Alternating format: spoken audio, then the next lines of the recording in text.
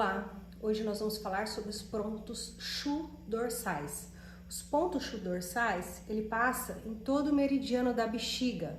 Então ele passa aqui, ó, tanto do lado direito quanto do lado esquerdo. Ele fica a 2 tissuns do processo espinhoso da vértebra. E é nele que a gente faz a ventosa deslizante, porque aí a gente consegue ver em qual órgão a gente está tendo deficiência ou excesso. Então, por exemplo, na vértebra torácica 3, eu tenho o bexiga 13, que é responsável pelo pulmão. Então, se eu quero tratar a parte pulmonar da minha paciente, é aqui que eu vou colocar a ventosa bilateralmente. Então, se eu quero tratar a parte pulmonar, eu coloco aqui. Se eu quero tratar a parte de circulação sexo ou pericárdio, que a gente fala, né? É na direção da vértebra torácica 4 e é o bexiga 14. Então, eu coloco do ladinho da vértebra, né? A 2 cuns, um cum e meio, né? Que seriam 2 dedos do processo espinhoso. E eu vou estar tratando circulação sexo. Se eu quero tratar coração da minha paciente, é na linha da vértebra torácica 5, é o bexiga 15. Também, ó, 2 dedinhos, um cum e meio de cada lado, eu trato coração. Se eu quero tratar fígado, ele vai ficar na T9, mais ou menos na direção da T9, 2 dedos, né? Um cum e meio, bexiga 18, é o fígado. Então, é aqui que eu trato fígado. E assim por diante, eu tenho na torácica 10, o bexiga 19, que eu trato vesícula biliar. Na torácica 11, o bexiga 20, que eu trato baço pâncreas. Na torácica 12, o bexiga 21, que eu vou tratar estômago. Na L1, a primeira vértebra lombar, bexiga 22, eu trato triplo aquecedor. Na L2, bexiga 23, eu trato rim. Na L4, bexiga 25, eu trato intestino grosso. Na sacral 1, nos primeiros forames aqui da sacral 1, é o bexiga 27, eu vou tratar intestino delgado. E na sacral 2, eu vou tratar bexiga 28, que também vou tratar o órgão bexiga, né? A víscera, na verdade, que é a bexiga. Então, dependendo do que eu avaliei essa paciente, do que eu sei que eu vou tratá-la, aqui é as regiões que eu vou colocar a minha ventosa fixa. Ou eu posso fazer o deslizamento, fazer a ventosa deslizante, e a partir da coloração eu vou ver aonde está a deficiência ou excesso desse órgão. Então, por exemplo, eu fiz ali um movimento de deslizamento com a minha ventosa, né? Para cima, para baixo, para cima, para baixo.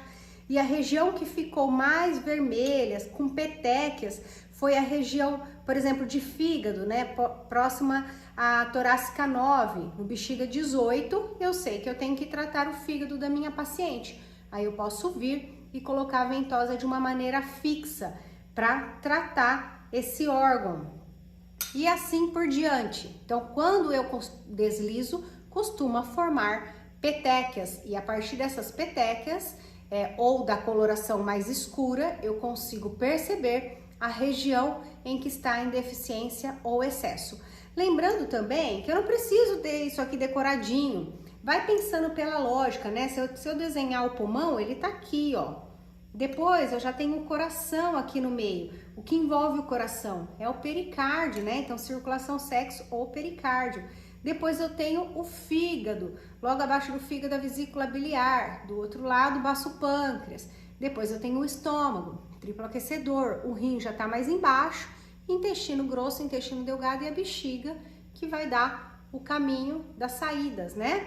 Então, pela anatomia, eu também consigo perceber esse posicionamento das ventosas, tá? Mas esse mapa dos Shus dorsais vocês encontram facilmente no Google, né? Na internet com muita facilidade, tá bom? Então, aqui que eu vou trabalhar os pontos, os órgãos ou as vísceras que eu sei que está em deficiência e excesso. No caso da paciente, se eu já avaliei, como ela é minha mãe, eu sei que ela tem um problema, por exemplo, de rim, ela tem deficiência em rim, eu posso vir diretamente e já colocar a ventosa fixa no ponto de bexiga 23, que eu sei que eu estou tratando os rins.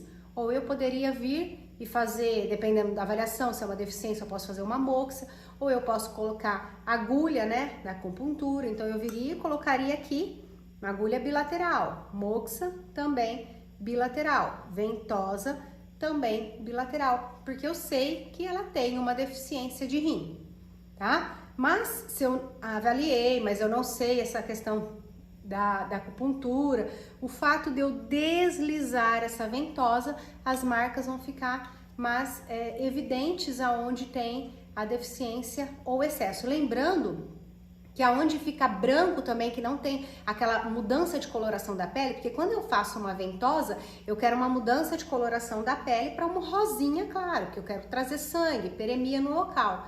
Então, se isso não aconteceu, eu tenho que pensar numa deficiência, né?